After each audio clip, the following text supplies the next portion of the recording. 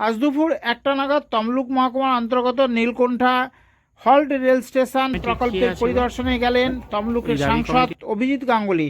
জানা গিয়েছে 1987 সাল থেকে নীলকণ্ঠা এলাকায় একটি হল্ট রেল স্টেশন নির্মাণের দাবি জানিয়ে আসছিল নীলকণ্ঠা রেল স্টেশন দাবি কমিটি।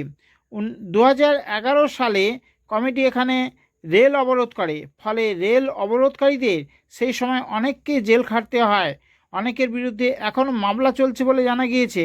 2013 সালে রেল কর্তৃপক্ষ হল স্টেশন করার জন্য অনুমোদন দেয়, কিন্তু তার জন্য কোনো অর্থ বরাদ্দ করেনি রেল কর্তৃপক্ষ। হাইকোর্টের প্রাক্তন বিচারপতি তথা তমলুকের সাংসদ অভিজিৎ গাঙ্গুলি সদ্য নির্বাচিত হওয়ার পর বিষয়টি কর্ণগোচরে আসা মাত্রই রেল দপ্তরে চিঠি লেখেন। রেল দপ্তর হল স্টেশন নির্মাণের জন্য প্রাথমিকভাবে 6 কোটি 5 লক্ষ টাকা অনুমোদন করে বলে জানা গিয়েছে। আর রেল দপ্তরের আধিকারিকদের নিয়ে এই প্রকল্প পরিদর্শনে এলেন তমলুকের সাংসদ অভিজিৎ গাঙ্গুলি। তিনি কি বললেন এই সম্পর্কে শুনুন। একটা কাজ 14 বছর ধরে স্যাংশন হয়ে পড়ে আছে, অথচ অর্থ বরাদ্দ হয়নি, কাজটা শুরুও হয়নি, শেষের তো প্রশ্নই ওঠে না। তাহলে তার চোখ মুখের অবস্থাটা কি দাঁড়াবে? তো আমি তো সঙ্গে সঙ্গে একটা চিঠি লিখলাম এই আশা নিয়ে যে দ্রুত কাজ হবে, এবং দ্রুত কাজ হলো। এতদিন পড়ে থাকা এতে আমি লিখেছিলাম যে এতদিন পড়ে আছে, এবার যদি না হয় আমি কিন্তু প্রধান রেল দপ্তরে মিনিস্টারকে একটা চিঠি লিখব। তো দেখলাম এসব করতে হলো না, দ্রুত হয়ে গেল। চিঠিটা চলে এলো যেখানে একটা হল্ট স্টেশন হবে, টাকা বরাদ্দ হয়ে গেল, এবং এই বছরে কাজটা শুরু হবে এইরকম একটা উল্লেখ চিঠিতে আছে।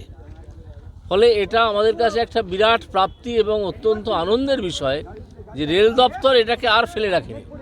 14 বছর আমলাতান্ত্রিক ব্যাপারে হয়তো বিভিন্ন ফাইল চাপা পড়েছিল, কিন্তু এখন কাজটা এবার শুরু হবে। একটু বাদেই আমরা স্পটটা দেখতে যাব।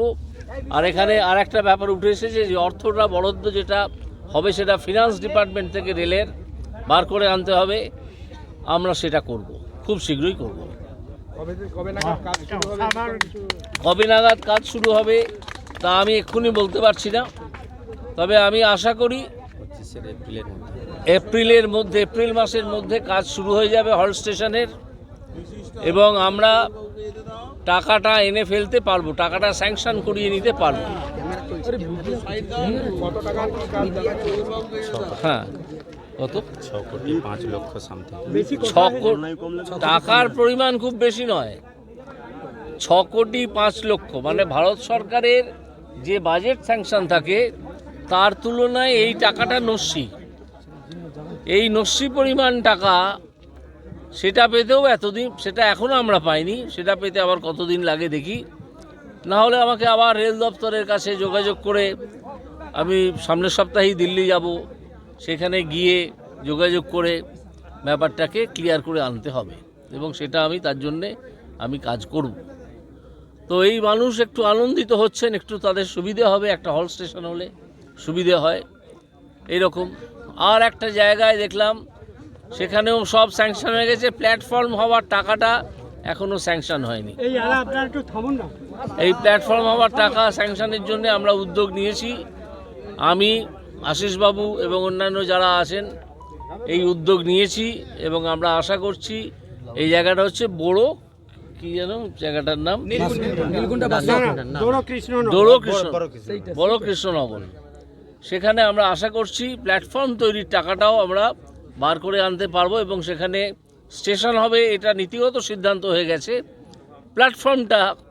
টাকাটা বার করে এনে প্ল্যাটফর্মের কাজটা শুরু করতে হবে, এই হচ্ছে ব্যাপার।